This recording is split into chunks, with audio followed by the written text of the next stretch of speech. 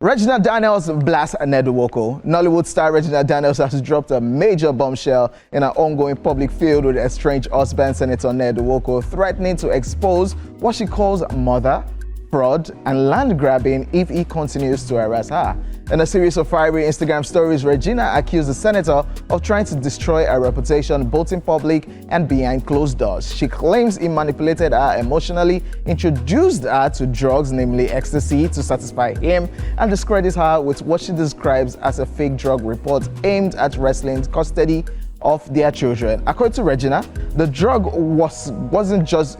use wasn't random. She says she only knew ecstasy because Nwoko brought it into their relationship and it played into the kind of intimacy he allegedly enjoyed. She also paints a disturbing picture of his health drama, saying he relied heavily on Viagra and that she would rush him to hospital countless times. But the biggest threat came when she warned, and I quote, "If you don't leave me alone, I am going to dig, spill everything, whether murder case, a land grabbing, fraud." Regina says she's kept quiet about these allegations out of respect for him as the father of her kids, but her patience appears to be wearing thin.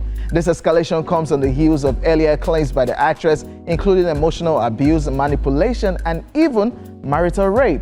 She further accused Nwoko of assembling an inner circle to discredit her, labeling his allies your number one loyalists, and hinting at a deep-rooted power struggle. The feud has also drawn outside attention. Activists like Omoyele Sowore are calling for investigation into the senator's alleged misuse of influence, including claims that he manipulated state institutions to target Regina and her family.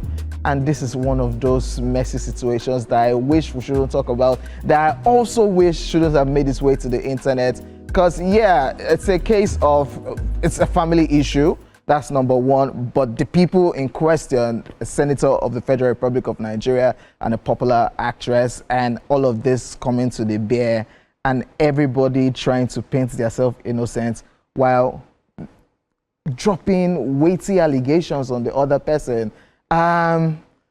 It's just been a back and forth, and I've said it right here on the show that isn't there, yes, Senator Nwoko is old, but isn't there anybody way older that will say, you know what, okay, Regina, stop today type, stop today upload anything.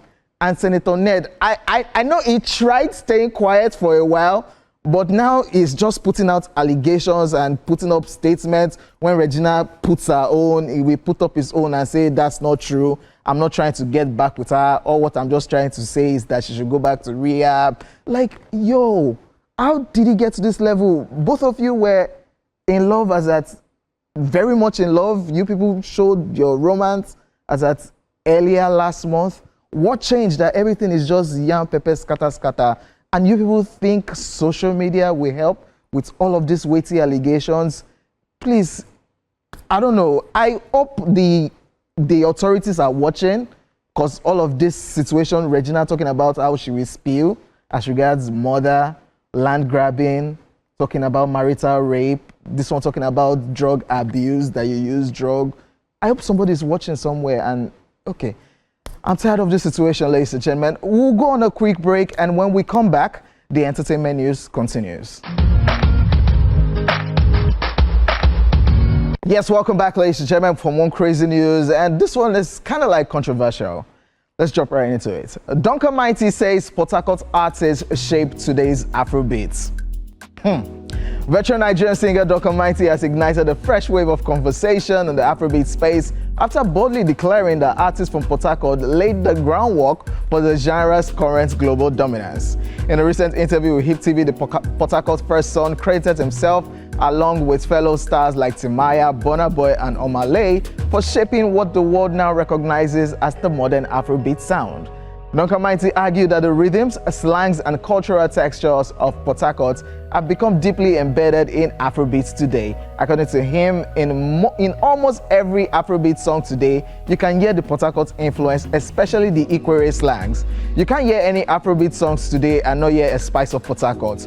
Almost every Afrobeat song today has the flavor of Port Harcourt sound, end quotes. He further insisted that the contributions of himself, Burna Boy, Timaya, and Omale helped build the foundation for Afrobeats currently topping global charts. Duncan Mighty comments quickly lit up social media, sparking mixed reaction. Some fans agreed and noted that PH artists have consistently delivered unique sounds and street slangs that later filtered into mainstream Afrobeats. Others accused the singer of overstating his case, arguing that the genre's foundation was shaped by a much broader set of influence across Lagos, Accra, Johannesburg, and beyond. Critics also pointed out that the Afrobeats evolution spans decades, drawing from pioneers like Fela Kuti, Baba, The Bench, Wizkid, and Davido, making it difficult to attribute its foundation to any single city. Regardless of where fans stand, Duncan Mighty's statement reignites a long-running debate about the regional contributions that make Afrobeats so rich. Port Harcourt's influence through artists like Burna Boy, a Grammy winner, and Omale, a global charting star, is undeniable, but whether it's built foundation remains a hot topic. Duncan Mighty. And this is the case where I remember when Ayoshunaya decided to drop a documentary about the beginning of Afrobeats, the origin of Afrobeats, and everybody kind of like just have the whole idea of how it all started from their own POV.